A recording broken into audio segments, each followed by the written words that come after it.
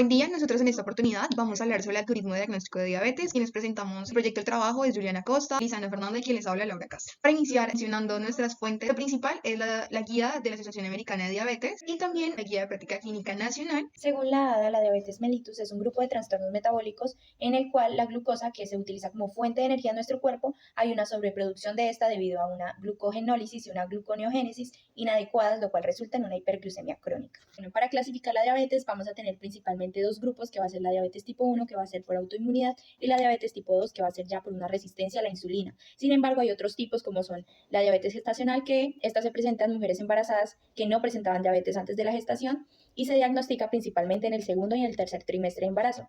Y otros tipos de diabetes como son la monogénica, las de páncreas exocrino y la inducida por fármacos.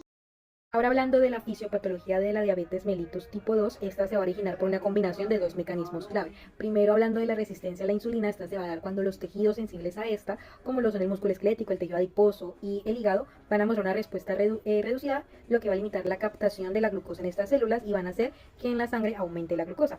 Generalmente esto es influenciado por factores como el sobrepeso, el sedentarismo, la obesidad, las cuales van a desencadenar adaptaciones en el metabolismo. Entonces, el tejido adiposo excesivo va a generar un estado proinflamatorio en el cual se van a liberar adipocinas, como el factor de necrosis tumoral alfa, la interleucina 6 y la resistina, que van a inhibir la señalización adecuada de la insulina.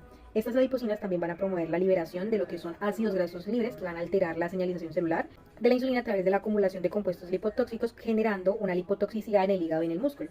Esto va a obstaculizar el funcionamiento de lo que es los transportadores de glucosa o glucosa. Su mecanismo es la disfunción progresiva de las células beta pancreáticas. Con el tiempo, la sobrecarga de la glucosa y los ácidos grasos libres van a afectar las células beta pancreáticas. Al inicio, estas células van a compensar el aumento de la glucosa produciendo más insulina, pero sin embargo, este esfuerzo es insostenible y van a terminar perdiendo su capacidad funcional. La exposición constante a niveles de glucosa, la glucotoxicidad y la lipotoxicidad, refiriéndose a los ácidos grasos libres, van a provocar el daño celular. La glucotoxicidad específicamente va a conducir al estrés oxidativo y a la disfunción del retículo endoplasmático. Esto va a disminuir la síntesis y la liberación de la insulina. También las adipocinas proinflamatorias van a incrementar la respuesta inflamatoria, activando vías que inducen la apoptosis en las células beta pancreáticas, acelerando así su deterioro. Ahora hablando de la fisiopatología de la diabetes tipo 1, esta es una enfermedad autoinmune que se caracteriza por la destrucción progresiva de las células beta de los islotes de Langerhans del páncreas. Esta destrucción es mediada por un proceso inflamatorio crónico en el cual el sistema inmunológico va a atacar por error las propias células del organismo. Entonces, a nivel celular, los linfocitos TCD8 y los anticuerpos específicos, como anticuerpos anti-islote y los anticuerpos anti-GAT, van a infiltrar el páncreas y van a desencadenar una respuesta inflamatoria. Esta respuesta va a producir la liberación de citocinas proinflamatorias que dañan a las células beta. Entonces, estas no van a producir insulina y va a impedir que la glucosa ingrese a las células para ser utilizada como fuente de energía. Por otra parte, entonces vamos a tener que dentro de las complicaciones que se pueden dar en la diabetes, va a ser a nivel general en muchos órganos de nuestro cuerpo, como lo son el cerebro, los ojos, el corazón, los riñones, también en nuestro sistema nervioso, y que algunas de estas complicaciones son nefropatías, retinopatías, enfermedad cerebrovascular, también puede causar enfermedad arterial coronaria a nivel del corazón, angina o infarto. Ahora entonces hablaremos de las comorbilidades que se pueden presentar en la diabetes, que son la falla cardíaca, la insuficiencia renal crónica, la enfermedad cardiovascular aterosclerótica y la obesidad. Hablando sobre su epidemiología a nivel mundial, se sabe que más del 10% de las personas en la población vive con esta enfermedad, lo que es equivalente a decir que una de cada 10 personas la sufren. Un dato alarmante es que casi la mitad de las personas con diabetes desconocen su diagnóstico. Esto significa que muchas personas están viviendo con esta enfermedad sin saberlo. Además, la tipo 2 es su forma más común, representando el 90% de los casos. Hablando más del contexto colombiano, según los últimos datos, entre julio del 2021 y junio del 2022 se reportaron más de 1.500.000 casos de diabetes, siendo la tipo 2 la forma más prevalente, representando un 78.49% de los casos, y por otro lado la tipo 1 también representa un porcentaje significativo con un 16.94% de los casos. En cuanto a la distribución geográfica, las regiones central y Caribe tienen las mayores prevalencias de esta enfermedad, específicamente departamentos como Boyacá, Cundinamarca, Huila y Tolima concentran un alto porcentaje de casos. Y también es importante resaltar que las mujeres son las que se ven más afectadas por esta enfermedad, representan un 59% de los casos. Hablando sobre el tamizaje de la diabetes tipo 1, esta es una enfermedad autoinmune que, si bien no se puede prevenir, sí podemos identificar a aquellas personas que tienen mayor riesgo de desarrollarla. Entonces, como primer criterio tenemos el antecedente familiar. La presencia de diabetes en familiar de primer grado aumenta significativamente el riesgo de desarrollar esta enfermedad por su predisposición genética. La existencia de otras enfermedades autoinmunes, como la enfermedad Hashimoto, se asocia a un mayor riesgo de desarrollar diabetes tipo 1. La presencia de anticuerpos como los anticuerpos anti-islote o los anticuerpos anti-GAT es un marcador de riesgo para desarrollar diabetes tipo 1. La detección temprana de esta enfermedad permite iniciar un tratamiento oportuno y mejorar el control glicémico del paciente. Además, existen también medidas preventivas que pueden ayudar a retrasar o incluso a prevenir el desarrollo de esta enfermedad. Entonces, incluyen la actividad física regular, pues ayuda a mantener un peso saludable y mejora la sensibilidad a la insulina. También el adoptar una dieta equilibrada, baja en azúcares, rica en fibra, contribuye a controlar los niveles de glucosa en sangre. Continuamos con los criterios de tamizaje para la diabetes mellitus tipo 2. Tenemos que es valorar el índice de masa corporal de nuestro paciente. Si es un índice de masa mayor de 25, son importantes para iniciar y realizar nuestro tamizaje. Pacientes que tengan antecedentes familiares de primer grado con diabetes, un factor como la raza y la etnia. También las mujeres con síndrome de ovario poliquístico, hay que realizarles tamizajes, pacientes sedentarios, personas VIH positivas que estén en tratamiento, que estén expuestos a medicamentos, pacientes con hipercolesterolemia y trigliceridemia también son importantes realizar los tamizajes, pero ya en personas que no tengan criterios de riesgo, hay que iniciar a hacer tamizaje desde los 35 años. Y ya para las mujeres diagnosticadas con diabetes mellitus gestacional, hay que hacerle pruebas de por vida cada 3 años por lo menos. Una de las herramientas nacionales para realizar los tamizajes es esta prueba FINRISK, donde si se tiene un puntaje mayor de 12, nos indica de que hay una alta probabilidad de desarrollar diabetes mellitus tipo 2. Esta es una prueba integral que mide antecedentes, la actividad física, básicamente, como los hábitos de vida del paciente. Ya sobre acciones para prevenir la diabetes mellitus tipo 2, tenemos de que, como las recomendaciones generales, es que hay que reducir el peso, hay que disminuir la grasa visceral, acompañar el ejercicio con una adecuada nutrición, cesar el tabaquismo, acompañarlo de ejercicio. Ahora vamos a continuar con la parte del diagnóstico. Vamos a hablar sobre los criterios para definir y diagnosticar a un paciente en estado de prediabetes. Entonces tenemos 3 pruebas. Primero, la hemoglobina glicosilada. Si el paciente debuta con una glicada entre 5.7 y 6.4%, decimos de que el paciente está en un estado de prediabetes.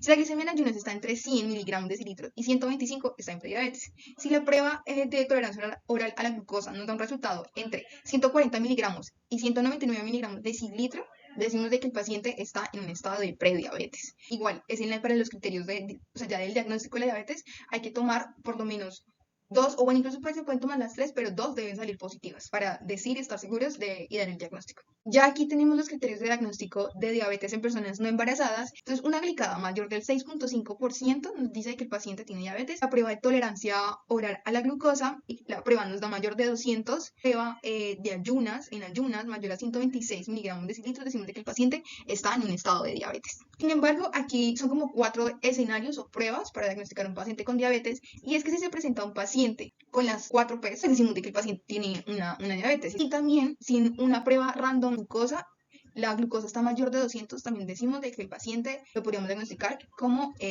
paciente diabético. Este es un algoritmo para el diagnóstico de diabetes tipo 1 que nos brinda la ADA. Entonces, como primer paso sería la detección de autoanticuerpos como los anticuerpos anti-islote o los anticuerpos anti-GAT. Entonces, si estos salen positivos, es muy sugestible el diagnóstico de diabetes tipo 1, pero en un pequeño porcentaje de pacientes adultos con diabetes tipo 1, estos pueden estar ausentes. En estos casos hay que considerar otros factores como lo es la edad y la presentación clínica sugestiva de diabetes. Entonces, para los pacientes menores de 35 años, hay que considerar otras causas de diabetes como aquellas monogénicas. Entonces, si se descartan estas variantes de diabetes, se podría confirmar la diabetes tipo 1.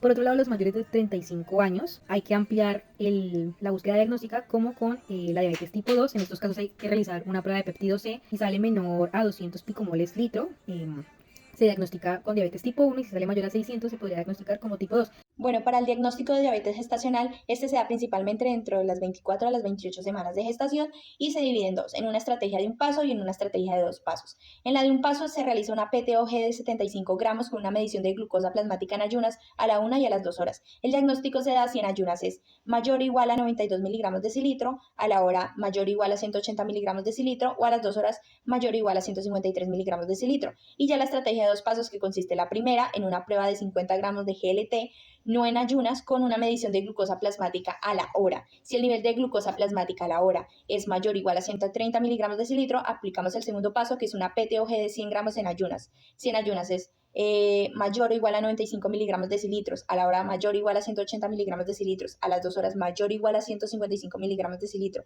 o a las 3 horas mayor o igual a 140 miligramos decilitro, pues ya se considera el diagnóstico. Este ya es un compendio de las 3 guías sobre el diagnóstico. Tanto la ADA como la colombiana tienen los mismos valores, sin embargo en la española esto varía un poco, ya que la glucosa en ayunas se considera diagnóstico si está entre 70 a 95 miligramos decilitro, a la hora postpandrial de 90 a 140 miligramos decilitro y a las 2 horas postpandrial de 90 a 120 miligramos decilitro.